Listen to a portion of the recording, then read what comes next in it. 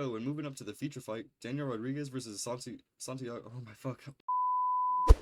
Yo, how are you guys doing? I'm doing great. Today, I'm gonna be talking about UFC on ESPN 67, or UFC Des Moines, I believe that's how it's pronounced. I'm really not too sure. That's why I'm saying ESPN 67. Sandhagen versus Figgy, bro. I'm actually really fucking hyped for this fight, man. Bantamweight is like probably my favorite division. It's just like I fight at 135. It's my favorite to watch. I think there's some good names in here, bro. I'm actually hyped for this. I'm not gonna go over this whole fucking card because I'm not gonna lie, I actually don't know a lot of these guys, bro. I can't lie. Like, I know Don'Tale Mayes, Thomas Peterson, Jillian Robertson. I don't. Marina Rodriguez. I feel like I've seen who she's fighting. Yeah, I feel like I've seen this girl before, but have not paid that much of an eye to her. Yeah, man, I'm just gonna go over like 6 or 7 fights that I'm familiar with, and the rest of them I'm not gonna give a pick to because I just don't have enough information on them to give a pick. But you know, this card will be my first time watching them, so after that, I'm sure I can get more picks. But yo, starting off, we got Don'Tale Mayes versus Thomas Peterson, and I'm really not gonna waste too much time on this. I know people aren't like interested in this shit. Don'Tale Mayes, bro, he's passed away, bro. I'm telling you. Thomas Peterson by KO, easy. I think round 1 or round 2, KO, probably like cold.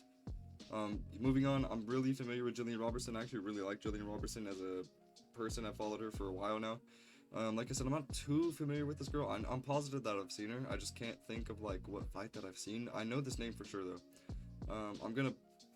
I'm just gonna go with my heart because I like Jillian Robertson and I know more about her. I'm gonna say Jillian Robertson gets this done by sub in round 2. Yeah, man, this really is gonna be a fast video. I'm just kind of flying through these. I really don't know too many. Like even this one, I feel like I should know these because these guys, I feel like I should know them. One, they're bantamweight. Like I said, I like bantamweight, and 2, they're above Jeremy Stephens, Mason Jones, which is and Misha Tate, who's been around for a while. But yeah, I feel like I should know these guys, and I have no idea who these guys are. But yeah, man. With that being said, I got Mason Jones. I like Jeremy Stephens. I like that he's coming back. I don't know why he actually would come back after that big BKFC thing. I thought he was gonna kind of try to be like the new, not new, but like a second Mike Perry and try to, you know, do whatever.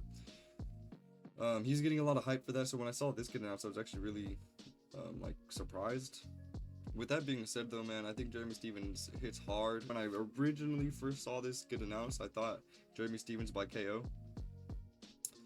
Now after really like going back and looking at it, I don't think Mason Jones is getting KO'd, and I don't think he's gonna KO Jeremy Stephens. Jeremy Stephens has 21 losses, but he's not really the type to get KO'd. I think he's lost by KO, but not often. And Mason Jones isn't really like known for his knockouts like that. I think Mason Jones will get this done by decision though, over because it's just 3 rounds. Yeah, it's gotta be 3. Yeah, I think Mason Jones just edges this out over 3. I'm not gonna lie. Jeremy Stephens will probably get one more fight after this, and then if he loses that, he'll probably just get cut again. So, congrats on coming back, buddy. And like I said, bro, I do not know who the fuck these guys are. I feel like I should though, man. Cameron Smotherman and how do you even say this guy's name, bro? Sydney Sweeney? Yeah, I don't even know, bro, but whatever. Moving on, bro, I got Montel Jackson versus Daniel Marcos, and Daniel Marcos is undefeated. He's actually been around for a while. He fought on like the Hill Torchera card, like, which is like a minute back, but I remember that card vividly, and like, bro, that was only like 3 or 4 fights ago. Like, he's been around for a while, but like he's not very active. He only fights like once a year, and for an undefeated guy, that's not, because like most undefeated prospects we hear of, I've heard of Daniel Marcos, but like they get pushed. This guy is not being pushed, bro. This guy's fighting Montel Jackson, who's pretty good at himself, and to be honest, he's who I'm gonna be picking in this fight. He's 14-2. Actually, what has he lost by? Is it knockout? Has he lost by knockout? No, decision. Yeah, man, so it's not even like Montel Jackson. I don't know, bro. I feel like you gotta be pretty definitive fighter. Most of his wins are by decision, though. Knockout. Yeah, man, I'm not gonna lie. I'm kind of on the fence about this one, but I'm gonna go Montel Jackson by KO in round 2. I think that's a safe bet. I think this guy's time has come. How old is this guy, by the way? He's 32. He's young, so I don't know, man. He could still get this shit done. He's 32. That's usually when most fighters are in their prime. 17-0. Now he could be hungry right now, man. You never know. Oh, and especially with him only fighting once every like year, or you know, maybe twice a year, his body is probably in great shape too. His body's probably recovering well, like in between every fight. And another thing I meant to say with Mason Jones is his only 2 losses are to Ludovic Klein, who we just saw get matched up against Mateusz Gamrot. So that's not a bad loss. And I forgot who his other loss is. Yeah, they're both by decision. Ludovic Klein is not a bad loss, bro. Who's this other fight? And Mike Davis. Yeah, Mike Davis is also not a bad loss. Like, bro, his 2 losses are not bad losses. They're both by decision too.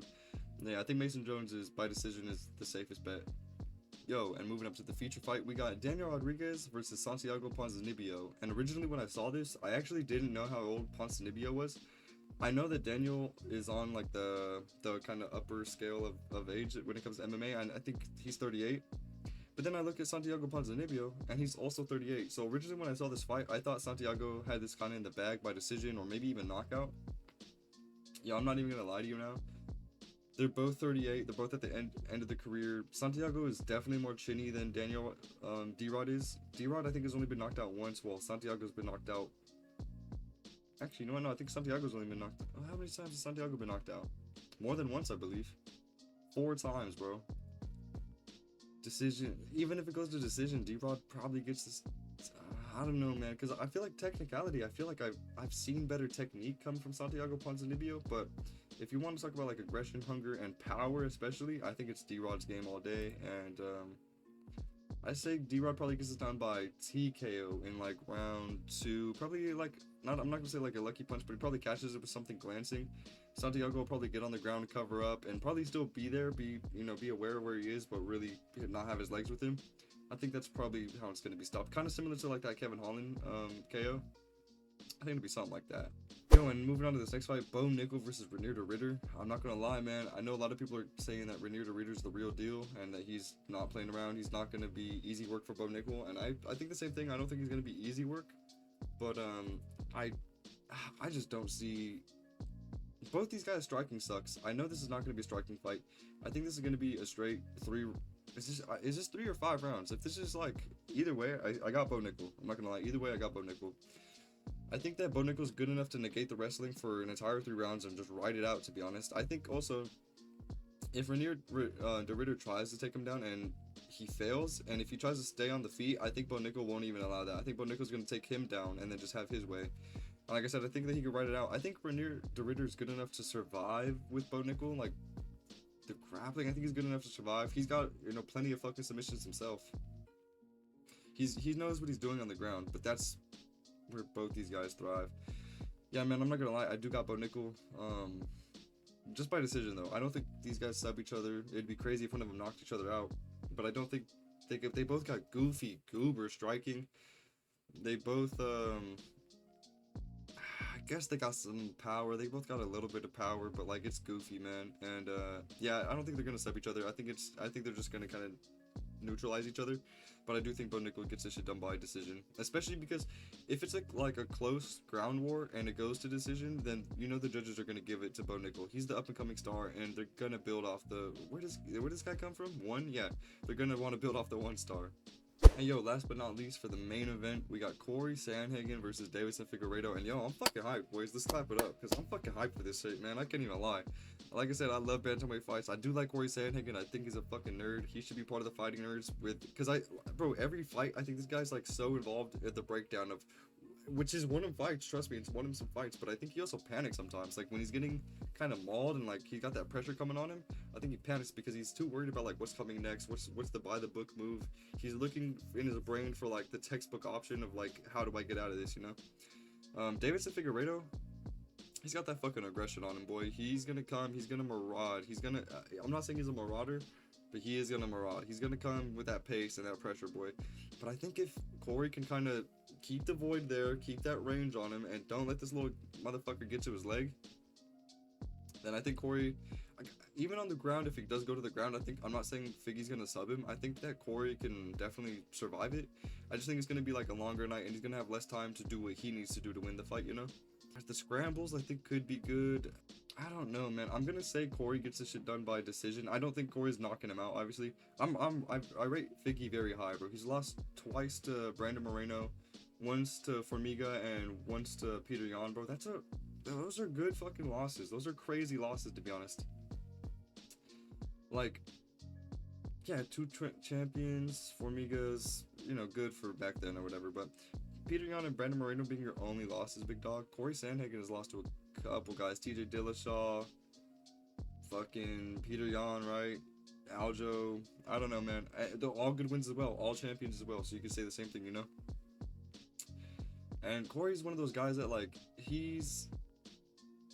I don't think Corey's ever touching a belt, and that's sad to say, bro, because I think Corey like should have got more shine for, you know, a few years back when Corey was really on the scene. I think Corey should have got more shine. If he can keep Figgy off of his leg, I think that's the main thing here, bro, because we saw the scrabbles with Moreno, and if he starts pulling some shit like that with Sandhagen, like I said, he's always going over in his head about the textbook option. If he starts to overwhelm him with that kind of pressure, it might be a rough night for Sandhagen. But like I said, I do think that they can neutralize each other on the ground, and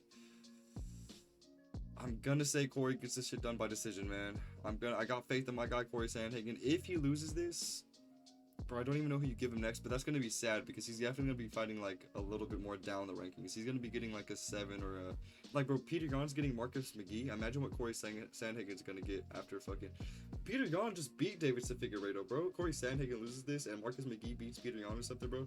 They're giving him either a Peter rematch or they're giving him Marcus McGee. They're giving this guy Mario Batista, bro. Like, I don't know. I don't even know which one of these guys is like more promotable, to be honest. I don't know who the UFC really wants to win. Anyways, yeah, man, that's my pick. I'm gonna go Corey Sandhagen by decision over the 5 rounds. Anyways, guys, I hope you guys enjoyed. Those are my picks for UFC ESPN 67 or UFC Des Moines. I'm really not sure how you say that shit, bro. Anyways, yeah, man, let me know what you guys think. Let me know who you guys got in the main event. Besides that, like, sub, do all that good shit, and I'll see you guys in the next one, bro. Peace.